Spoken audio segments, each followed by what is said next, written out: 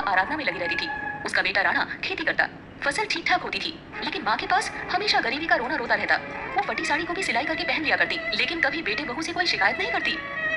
उसकी बहू मनीषा सास को देखना नहीं चाहती, ना तो ठीक से खाना देती, ना पहनने को कपड़े। कमला शिव की आरती करते हुए बोली, ओम जय शिव ओमकारा, प्रभु जय शिव ओमकारा। आरती खत्म होने के बाद कमला राणा से बोली, बेटे तुम काम पे जा रहे हो, ये लो प्रसाद ले लो, शिव जी की कृपा तुम्हारे ऊपर बनी रहे। तभी उसकी बहू ने कहा, हाँ हाँ, ऐसे दिन भर पूजा पाठ करते रहने से अगर सब काम बन जाए फिर तो सब पूजा ही करते रहे। आपके पास तो कोई काम धाम है नहीं सिवाय शिव जी की पूजा के, फिर भी आपके शिव जी तो कुछ करते नहीं, आप बस बैठे बैठे अनाज तोड़ती हो। बहू के ताने सुनकर भी कमला कुछ न बोलती। बेटा राणा भी बीवी को कुछ नहीं कहता और चुपचाप अपने खेत पर चला जाता। कमला घर में पूजा करती और फिर मंदिर जाती। वो दिन भर शिव भक्ति में ही खुद को व्यस्त रखती।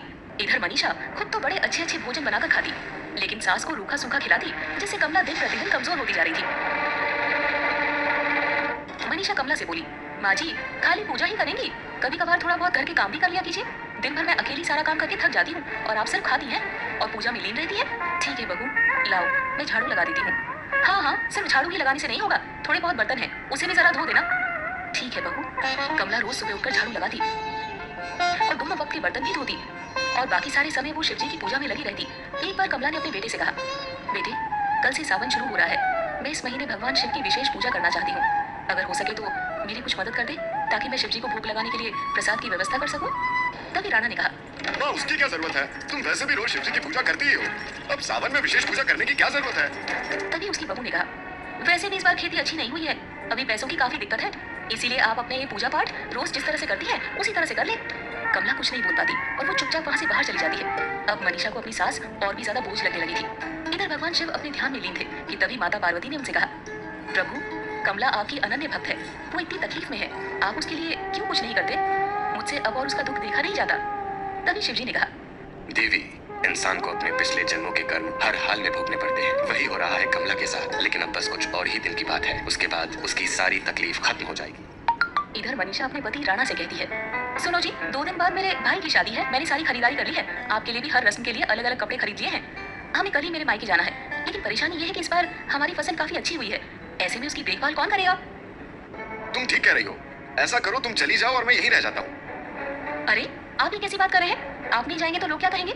मैं क्या कहती हूँ कि माँ जी तो वैसे भी कुछ करती नहीं है, खेत में ही बने उस झोपड़े में उन्हें रहने के लिए दे दो और उनकी शिवजी की मूर्ति भी वहीं दे दो, वो वहाँ पर रहकर शिव की भक्ति भी कर लेंगी, अपना भोजन पकाकर खा भी लेंगी और खेतों की देखभाल भी कर लेंगी। शायद तुम ठीक कह रही हो। राणा दूसरे दिन कमला को लेकर खेत पर चला जाता है, वहीं पर उसकी सारी व्यवस्था कर देता है और अपने ससुराल चला जाता है। इधर कमला जैसे तैसे अपना दिन गुजारने लगती है। अब वो शिव भक्ति में और ज्यादा लीन हो गई। एक बार फिर माता पार्वती शिवजी से कहती है, स्वामी अब तो अपनी उस भक्त के लिए आप कुछ करें, अब मुझसे उसकी तकलीफ और देखी नहीं जाती। शिवजी मुस्कुराते हैं और बूढ़े साधु का वेश धारण कर कमला के पास पहुंचते हैं। माता कई दिनों से भूखा हूँ, कुछ खाने को दे दो, आपके खेतों में चने बहुत अच्छे हैं, आप मुझे उनमें से कुछ चने दे दो, मैं वही खाकर पानी पी लूंगा। तभी कमला ने कहा, नहीं बाबा मैं आपको कच्चे चने नहीं दे सकती, आप यहाँ बैठिए, मैं आपको चने भून कर देती हूँ। कमला खेत से चने तोड़ कर लाती है और उसे भून कर साधु बाबा को देती है। ये लीजिए बाबा, अब खाइए चने, मेरे पास आपको खिलाने के लिए कुछ और नहीं है। तभी साधु ने कहा, माता आपने जितने सच्चे मन से मुझे चने खिलाए हैं उसके लिए इंसान के पास अमीर दिल होना चाहिए, जो पैसों वालों के पास नहीं होता। ये कहने के बाद शिवजी अपने असली रूप में आ जाते हैं। ये देखकर कमला उनके चरणों में गिर पड़ती है और खुशी से रोते हुए कहती है, मेरे प्रभु मेरे स्वामी, मुझे आपके दर्शन मिल गए, मेरा जीवन धन्य हो गया प्रभु, मेरा जीवन धन्य हो गया। भगवान शिव ने कहा, मैं तुम्हारी भक्ति से काफी प्रसन्न हूँ, मांगो तुम मुझसे क्या मांगना चाहती हो। प्रभु मुझे यहीं पर आप अपना एक मंदिर बना दें जहाँ पर मैं शांति से आपकी पूजा कर सकूं।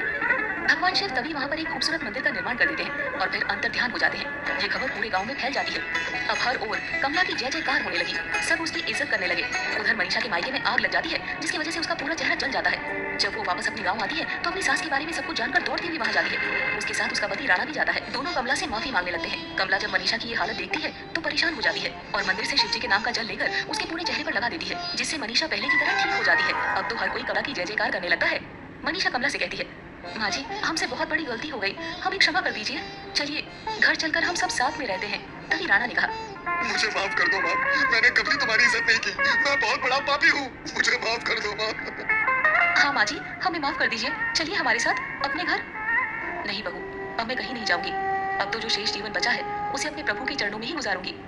कुछ दिनों पश्चात पूजा करते वक्त ही भगवान शिव के चरणों में अपना सर रखती है और उसकी आत्मा उसके शरीर से निकल जाती है। बेटे बहू कमला का पूरे नियम से श्राद्ध कर्म करते हैं। अब उसके बेटे बहू ही शिव जी की पूजा करने लगते हैं और सारे